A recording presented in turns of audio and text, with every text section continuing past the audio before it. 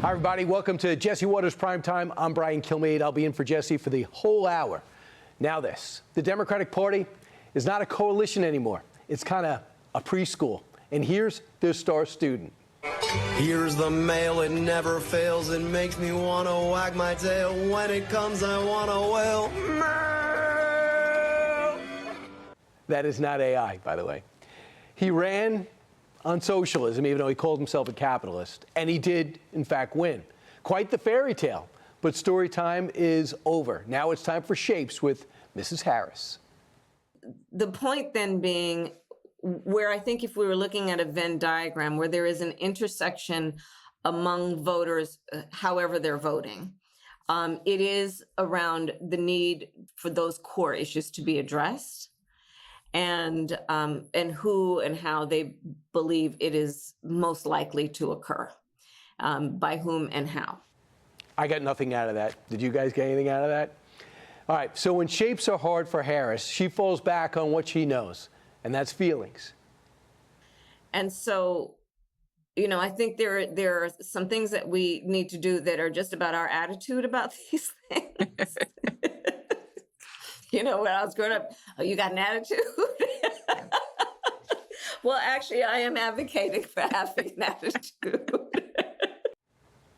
Really don't know why she's laughing, but she never really stops laughing. Every feeling circle needs a suck up. So the star socialist stepped back to say, can't we all just get along?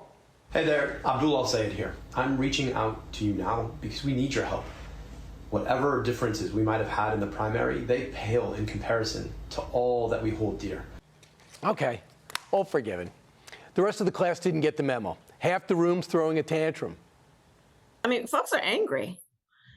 You know, they're pissed. And that can often be an important motivator for action. I would caution us, though, that I don't believe we should assume that anger will result in action in terms of voting. Okay, I understand. One kid's at the corner crying for daddy, so the school nurse sent him home with a note, textbook TDS. He's such an I swear to God, he's obsessed. Joe Biden is everything that he wishes that he could be. Right. He is loved. He is capable of love. He loves his family. His family adores him genuinely and deeply. He has deep human connections. He's smart. He's good looking. He's, athletic, and people like him. and not so much with Trump. Really? Trump's family doesn't like him? Tantrums trickle down fast. Now the whole room is rioting, and the girl who already flunked wants to lead the room. There is almost a rebellion against status quo, because it has not been working for a lot of people for a long time. The way I think and talk about it is, you know, for a lot of people, the American dream has become an American myth. Really? But the commie class tuned Kamala out a long time ago, so they've called in a sub. Today's lesson? Well, it's about history, at least Stacey Abrams' version of history. What I tell people when they want to understand what authoritarianism can look like in the U.S., I say look south. We have lived under soft authoritarianism, I would say, since 1776. Mm-hmm. And what it has meant is that we have seen the warning signs long before the rest of the country. Really? She has such an interesting take on history. Next period, we got health class, where every gender is affirmed. And James Tallarico just came out as Jimmy. This is my pawpaw. And Jimmy is my grandson. As a Baptist preacher in South Texas, he taught me to follow the two great commandments: love God and love your neighbor. Okay. And when the bell finally rang, the whole class of commies raised its hand. 300,000 of them just voted for a socialist in Wisconsin. That's 1/3 of a million people in just one state. A Gold Star socialist knows exactly what he'd do with all those votes. Are you in favor of public ownership models like the one Bernie introduced? So I want to actually take it a step further. Okay. I agree that we need public ownership, but I also agree that we need some system of public control. Really? That's the guy who says he's not a socialist. He might not get the chance, though. Fox News poll, you're looking at it. has Republican Mike Rogers up 4 points on Abdul, 51-47. And he's got a lot of money to spend because he didn't have to spend it during the primaries. So win or lose, the movement's bigger than one race. And what does the top House Dem make of all that? We wouldn't know. He pulled a Fauci and pled the fifth. The Democratic Socialists of America, DSA, with several candidates who were on the ballot headed into these midterm elections.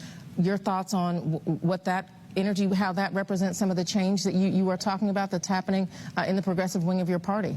Yeah, so I think we'll see, what happens in terms of what the caucus looks like on the other side of the midterm elections. Right, that's a non-answer. Hakeem is not undecided. He is scared because the insurgents are already winning. He's gone for the other people publicly, and they keep losing. Quote, the anti-establishment revolution that has swept Democratic primaries this year is poised to drastically alter the makeup of the party caucus and Congress as a whole. Just because an older member survived their primary this year does not mean they'll win in the 2028 election cycle, and the socialists know it. The tide's already turned. So the smart ones aren't fighting the wave. They are surfing the wave. Watch Ro Khanna paddle out. Should Democrats nominate a more progressive candidate in 2028 than they have in the past? Yes. But what does that mean? It means we need America's next New Deal. I believe we need a economic realignment in this country. More spending of your money. Every wave crashes somewhere. And the baby Biden just found out his beach, well, it's Cape Cortez.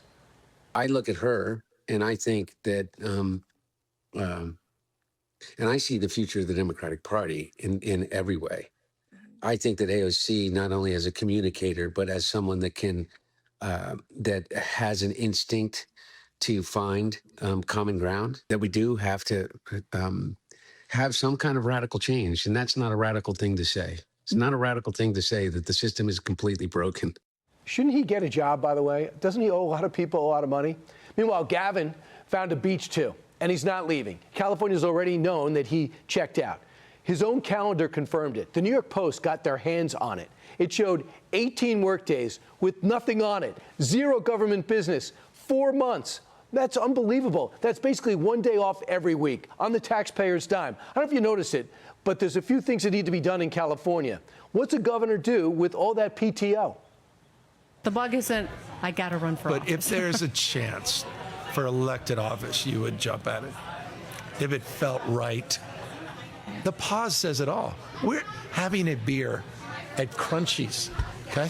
Yeah, if it was just the two of us talking, maybe. What do you mean? There's a microphone in front of my face. I'm a little more thoughtful of the words I'm going to choose. Wow, okay. All right, so you are running. Shut up. God, you are a pain. It's kind of, come on, it's fun to be on the other side of the mic. Are they dating?